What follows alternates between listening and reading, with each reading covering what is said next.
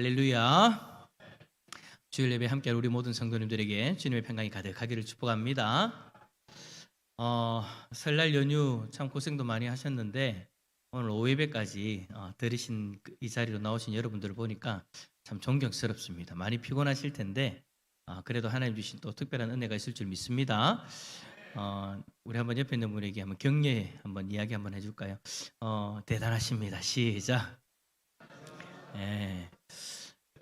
특별히 여성분들이 대단한 거예요, 그죠? 음식도 하시고 설거지도 하시고 오늘 또 교회 오셔가지고 이 모양 저 모양으로 섬기시고 오예배까지 계시는데 우리 특별히 여성 동지 여러분들에게 주님이 주신 귀한 은혜가 넘칠 수 있기를 특별히 축복합니다. 예, 뭐 명절 때는 이래도 안 됩니까, 남성분들, 그죠? 예, 여성분들이 많이 수고를 하시니까 그래도 될 것 같아요. 자, 그래요, 여러분. 오늘 우리가 유아 세례에 대해서 이제 좀 살펴보려고 합니다. 지난 시간까지 이제 우리가 세례에 대해서 전반적인 내용들을 쭉 살펴보면서 마지막에 그런 이야기들 나눴던 것 같아요. 세례라는 것이 정말 한 사람이 믿습니다라는 그 고백이 중요하다라는 거. 예수 그리스도를 믿는다라고 고백하는 것이 중요하다라는 거. 그냥 교회를 어느 정도 기간 나왔기 때문에 세례를 자동적으로 주는 그런 것이 아니라 정말 양육이라든지 또 훈련을 통해서 그 한 사람이 믿음이 진짜 믿음인가, 예수 그리스도를 믿어서 중생한 거듭난 그 믿음의 고백인가를 우리가 좀 살펴보고 나서 그 믿음에 대한 검증이 끝났을 때에 그제서야 우리가 물로 세례를 주는 그런 예식을 하는 것이 참 필요하다라는 그런 이야기들을 좀 우리가 나눴던 것 같아요. 그러니까 여러분, 물로 세례를 주는 것은 구원을 받을 수 있느냐 없느냐의 그런 문제가 아니죠. 구원은 성령 세례로 중생의 역사가 일어났을 때 이제 구원이 결정되어지는 겁니다. 그죠? 근데 그것이 우리 안에 내면적으로 일어났다라는 것이 공동체가 인정되어졌을 때 그 믿음의 귀한 어떤 흔적들을 발견하고 공동체가 함께 또 이제 물세례를 베풀면서 이제 세례교인으로서 우리가 인정을 하는 거죠. 그래서 세례를 베푼다는 게 참 중요하다. 그리고 믿음의 고백이라는 것이 참 중요하다라는 이야기들을 우리가 몇 주 동안 쭉 살펴보았어요. 자, 그러면 이제 우리에게 믿음으로서 참된 신앙의 고백으로서 세례를 받는 것이 중요하다라고 그렇게 이야기를 하면 이제 한 가지 문제가 제기되어질 수 있습니다. 그 문제가 뭐냐니까 자신의 입으로 신앙을 고백할 수 없는 어린아이들에게도 과연 세례를 베풀 수 있는가라는 그런 합리적인 질문이 우리에게 주어지죠. 그런데 여러분, 이 질문은 고대 교회의 토툴리안이나 종교개혁 시대의 급진적 개혁자들이었던 제세례파에 속했던 이들에 의해서 계속해서 제기되어진 질문이기도 합니다. 그리고 지금도 침례 교인들과 신학자 바르트를 따르는 이들은 아주 심각하게 이 질문을 우리에게 제기를 해요. 예를 들어서 침례 신학의 입장에서 세례에 대한 논의를 하면서 로버트슨이라는 이 신학자는 신약에는 유아 세례의 여지가 전혀 없다라고까지 주장을 합니다. 물론 우리의 입장에서는 이 주장이 옳지 않다라고 이야기를 하죠. 하지만 우리의 입장에서 이러한 주장들이 옳지 않다라고 이야기는 하지만, 그러나 그들의 질문은 우리로 하여금 교회 안에서 습관적으로 행해지던 것에 대해서 그저 반복적으로 그냥 아니야, 저 사람들의 이야기는 잘못된 거야 라고만 치부해버리고 지나갈 것이 아니라 우리가 교회 안에서 행하는 그 일들에 대해서 분명한 성경적인 근거가 무엇인가를 알아야 되겠다라는 그런 교훈은 우리가 얻을 수가 있죠. 그러니까 유아 세례에 대해서 부정적으로 이야기하는 저들의 주장에 대해서 무조건 아니야, 우리 교회에서는 유아 세례를 베풀기 때문에 유아 세례는 옳은 거야 라고만 그렇게 이야기하고 치부해버리고 넘어가면 안 된다라는 거예요. 그런 이야기들을 들었을 때 과연 성경적 근거는 뭘까? 우리 교회 안에서 행해지고 있는 유아 세례는 과연 성경적인 것인가에 대한 그런 어떤 돌아봄, 그러니까 성경적인 내용들을 통해서 우리가 행하고 있는 이 일들이 과연 성경적인가에 대한 점검이 필요하다라는 것이죠. 자, 그러면 성경적으로 볼 때에 교회는 과연 어린 아이들에게 세례를 베풀 수 있을까라고 질문을 했을 때 성경에서는 어린 아이들에게 세례를 베풀어야 하는가 베풀지 말아야 되는가, 그러니까 우리가 지금 사용하고 있는 용어처럼 유아 세례라는 단어를 사용하면서 언급하고 있는가를 보면 그렇게 구체적으로 언급하고 있는 것은 우리가 볼 수는 없습니다. 그럼 우리는 어떻게 보는가? 성경적인 정체적인 맥락에서 이 유아 세례의 근거를 찾게 되어지는 거죠. 자, 먼저 어린아이들이 세례를 받을 수 있는 근거로 우리가 제시할 수 있는 것은 뭐냐? 바로 은혜 언약입니다. 은혜 언약이라는 것은 뭐냐? 인간이 죄로 타락한 이후에 하나님이 죄에 빠진 인간들을 구원하기 위해서 마련해 주신 그리스도를 통한 구속의 언약이에요. 그러니까 이것은 결국 하나님이 우리를 구원하기 위해서 우리에게 내려주신 그 언약을 뜻하는 겁니다. 물론 여러분, 처음에는 지금 우리가 생각하는 바와 같이, 그러니까 지금 우리가 믿고 우리 안에 교리적으로 정립한 것과 같이 그리스도가 십자가에서 우리를 위해 속죄의 죽음을 치르시고 이루신 그 구원을 성령님이 우리에게 개개인적으로 적용시켜 주신다라는 식으로 구체적인 정보를 가지고서 제시되고 믿어진 것은 아니에요. 그러니까 지금 우리 시대의 그 한참 이전에 구약 시대의 성도들을 이야기하는 겁니다. 이전에는 여러분, 우리가 살펴본 바와 같이 처음에는 제일 처음 원시복음이라고 이야기할 수 있는 가장 처음 전해진 그 언약의 그 복음은 여인의 후손을 통해서 구원하실 것이다 라고 그렇게 처음에는 시사가 되어졌죠. 하나님께서 그렇게 말씀을 하셨죠. 자, 그 여인의 후손이 바로 아브라함에게 약속된 언약을 실현하는 방식으로 그 구원을 이루실 것이라는 것이 조금 더 보여지기 시작했고요. 더 나아가서는 그가 다윗의 자손으로 오셔서 그 구원을 이루실 것이다라고 좀 더 선명해졌고, 그래서 하나하나씩 점진적으로 그 내용들을 제시하시고 그에 따라서 사람들로 하여금 은혜 안에 거하도록, 은혜 언약 안에 거하도록 하나님이 하신 거예요. 자, 이렇게 그 언약의 시행 형식은 다양하지만 그 언약의 본질과 내용은 한결같았다라는 것이죠. 아브라함 언약에 속한 본질적인 것은 모세의 신의 언약에도 속하고 다윗의 언약에도 속하고 신약에도 속해져 있는 겁니다. 그러므로 구약에서 은혜 백성들에게, 언약 백성들에게 요구되어진 것은 신약의 은혜 언약의 백성들에게도 적용되어질 수 있다라는 거예요. 물론 그 시행 형식은 조금씩 다를 수 있습니다. 예를 들어서 구약의 아브라함 때부터 은혜 언약에 속하려면 어떤 일을 했습니까? 바로 할례를 행해야 했습니다. 은혜 언약의 표를 자신의 몸에 지닌다라는 그런 의미로 할례를 행했던 거예요. 그러니까 할례를 행함으로 인해서 이 아이는 하나님의 백성이다라는 것이죠. 하나님이 백성이 되기 위해서 뭔가를 헌신하거나 투자하거나 뭔가를 한 것이 아니에요. 하나님께서 그 몸에 할례를 행하심으로 이 사람은 하나님의 백성이라는 표를 남기신 거예요. 그러나 신약 시대에는 더 이상 할례를 받아서 은혜 언약에 참여하는 것이 아니죠. 신약의 백성들은 세례를 받음으로써 은혜 언약에 참여하는 표를 받는 것입니다. 그런데 구약 시대에는 여러분, 아브라함이 99세의 할례를 받을 때에 하나님이 난지 8일 된 아기들에게 할례를 베풀라고 하셨죠. 그러므로 여러분, 구약 시대에는 어린 아이들도 어디에 거할 수 있게 되어진 거예요? 은혜 언약 안에 거할 수 있는 표를 받게 되어진 거죠. 이 원칙이 적용되어지면 신약 시대에도 어린 아이들도 은혜 언약 안에 속하는 표를 받을 수 있다라는 것입니다. 자, 이렇게 이야기를 하면 어떤 이들은 초대교회에서는 그렇게 하지 않았다, 초대교회에서는 유아세례를 베푼 적이 없다라고 그렇게 주장을 하기도 합니다. 하지만 우리가 초대교회에 유아세례를 베풀었다라는 것을 알 수 있는 여러 가지 증거들이 있습니다.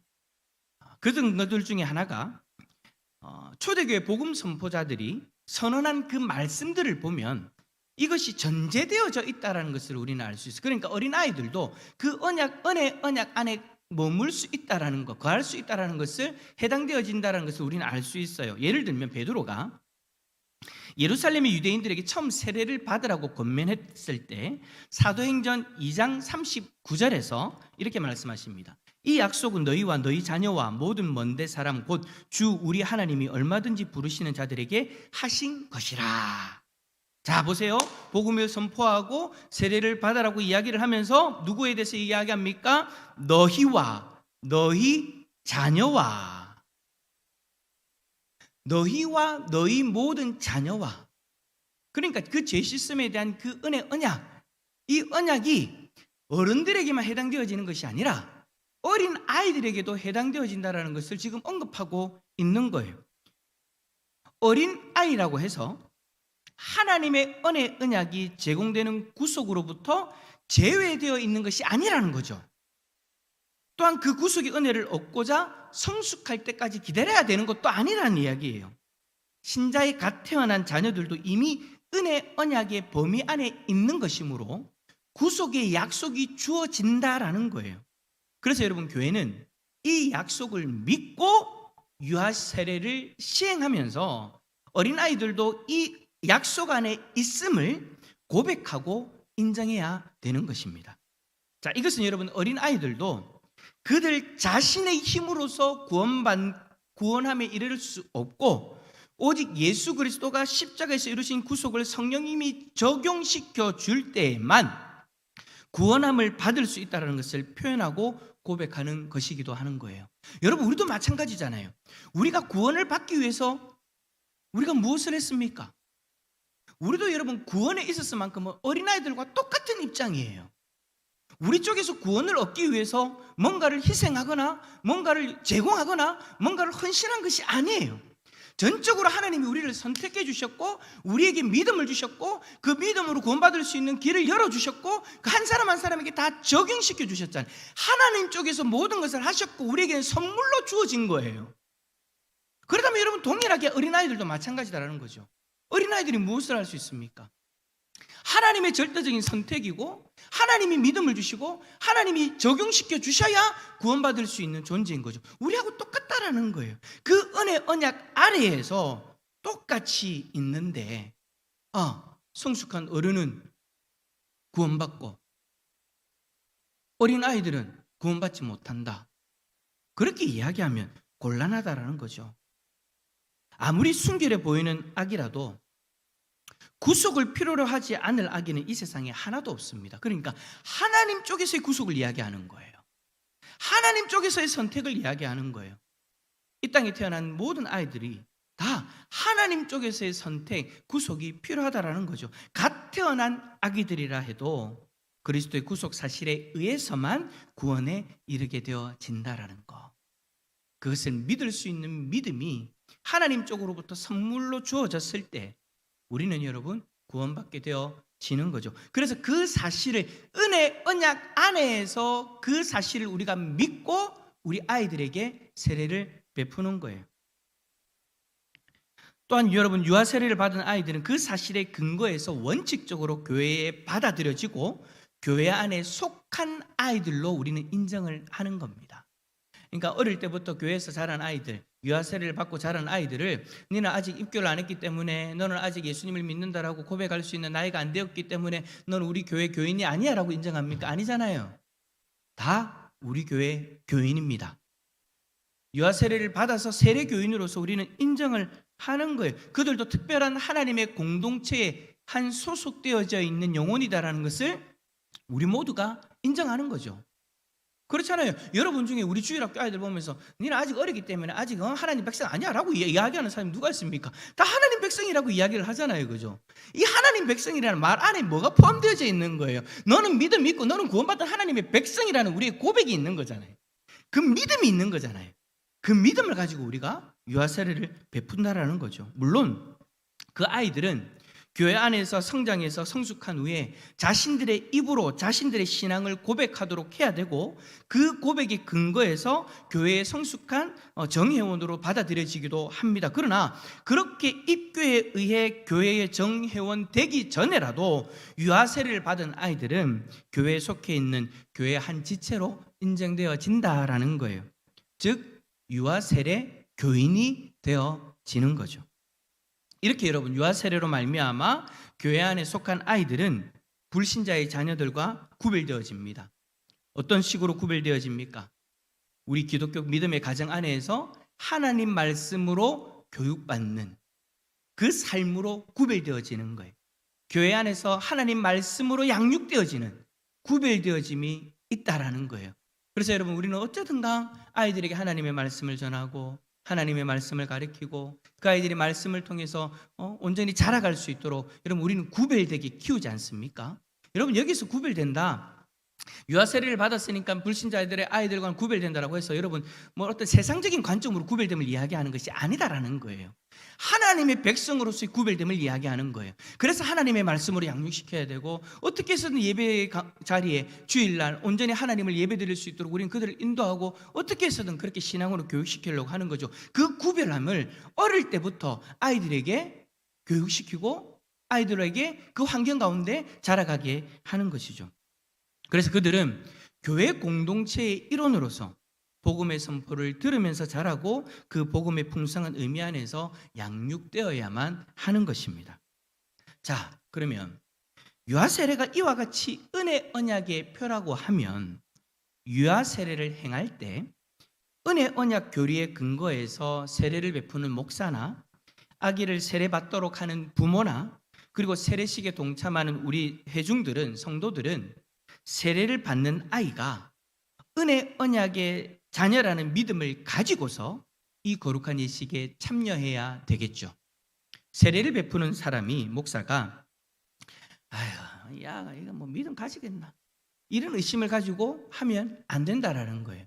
마치 스스로의 믿음에 대해서 의심하는 것처럼 하나님께서 전적인 은혜로 나에게 주신 그 믿음인데 아이고 내가 이 믿음 가지고 구원받겠나라는 그런 의식과 같이 어린아이들을 바라보면서 아이고 이 아가 뭐 구원받겠나 이런 식으로 세례를 베풀어서는 안 된다. 그게 무슨 말이냐면 한마디로 얘기하면 믿음 없이 세례를 베풀면 안 된다라는 이야기인 거예요. 부모도 마찬가지예요. 자기의 자녀를 데리고 오면서 아이고 되겠나 그런 의심을 가지고 그 세례식에 참여하면 안 되는 거죠. 하나님이 주신 선물이고 하나님의 기업이고 하나님의 백성으로서 이끌어 가실 것이다라는 그 믿음을 가지고 구원해 주신다는 믿음을 가지고 그 아이를 그 세례 현장에서 하나님 앞에 올려 드려야 되는 거예요. 믿음이 중요하다라는 이야기를 하고 있는 거예요. 회중들도 마찬가지예요. 우리 성도님들이 어린 아이가 세례를 받을 때 유아 세례를 받을 때 그 믿음을 가지고 바라봐야 된다는 거죠. 그 믿음을 가지고 그 세례식에 임해야 된다는 것이죠. 이 믿음이 없이는 세례식은 여러분 아무런 의미가 없는 거예요. 베푸는 자나 받는 자나 함께하는 자들이 동일한 믿음을 가지고 그 의식 가운데 함께해야 된다는 것.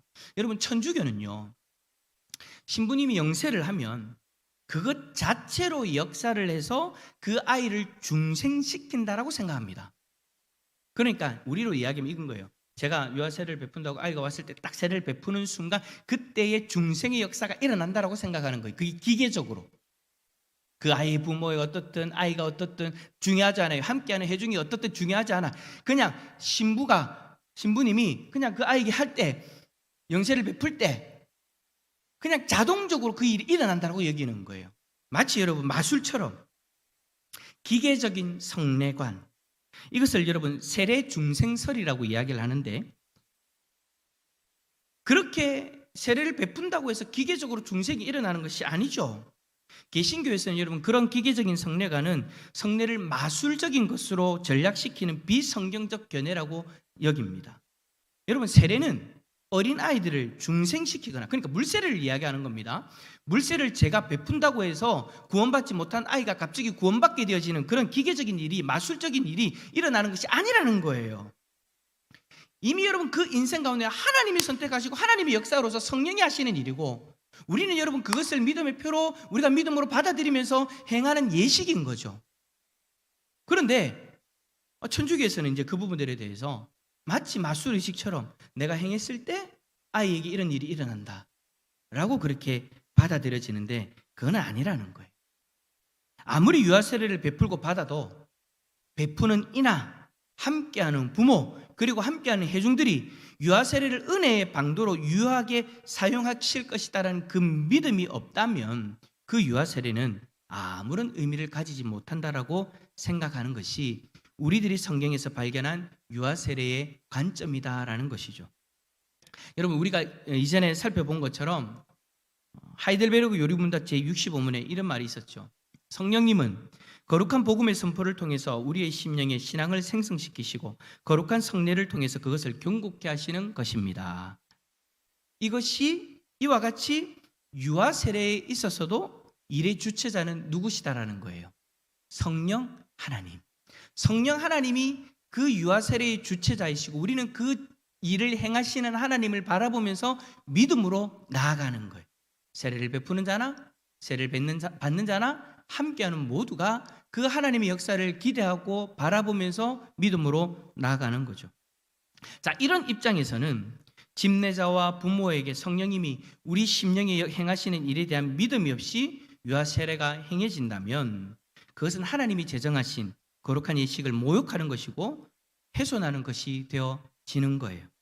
하나님을 모독하는 것이 되지 않도록 하려면 집례자와 그 부모에게 하나님이 이 아이를 위해서 예수 그리스도의 구속의 피를 성령님께서 적용시켜 주시고 이 아이를 구속하시면서 하나님의 언약 백성을 삼으시고 그리스도의 교회의 일원으로 세워주신다는 사실에 대한 믿음이 반드시 필요한 것입니다.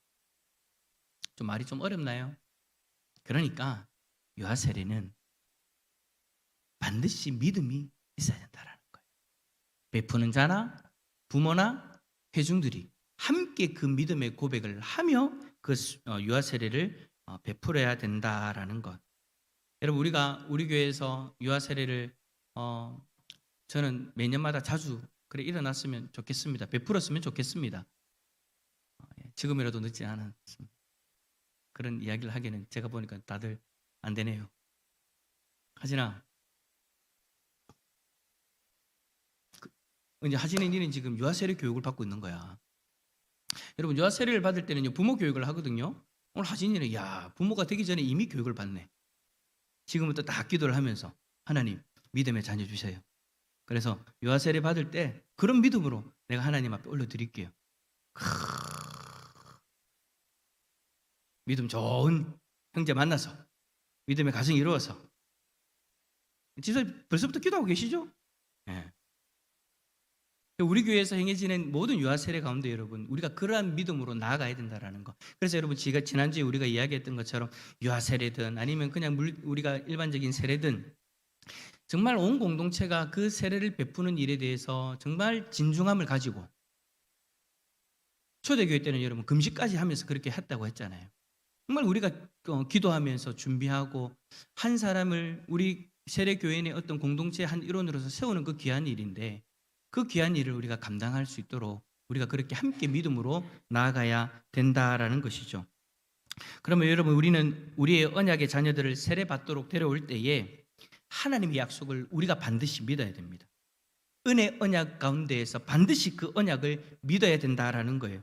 물론 유아 세례를 베풀 때만 그것을 믿는 것이 아니라 계속해서 성령님의 사역에 대한 믿음 가운데에서 온 교회가 그 언약의 자녀들을 가르치고 이 아이들이 성숙한 그들의 마음과 입으로 신앙을 고백할 수 있도록 우리가 함께 돕고 함께 기도해야 되는 것이죠.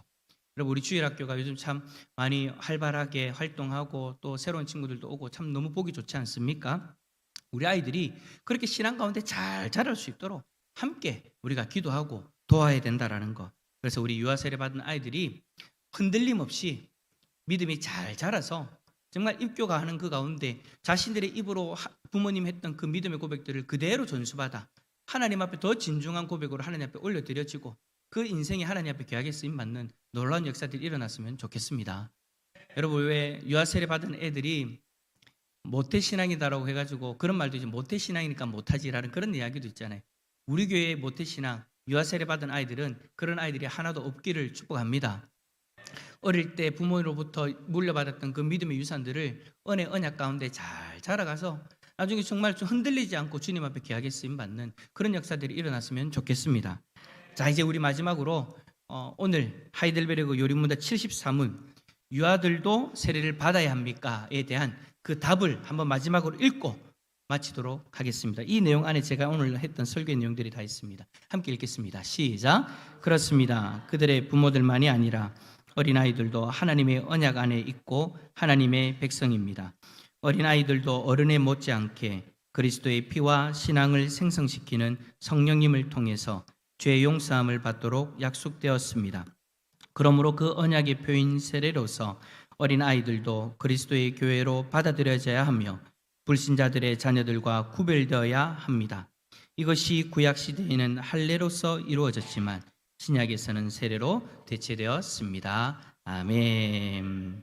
이러한 유아 세례에 대한 기존 성경적인 관점이 우리 교회 안에 잘 세워질 수 있기를 축복합니다.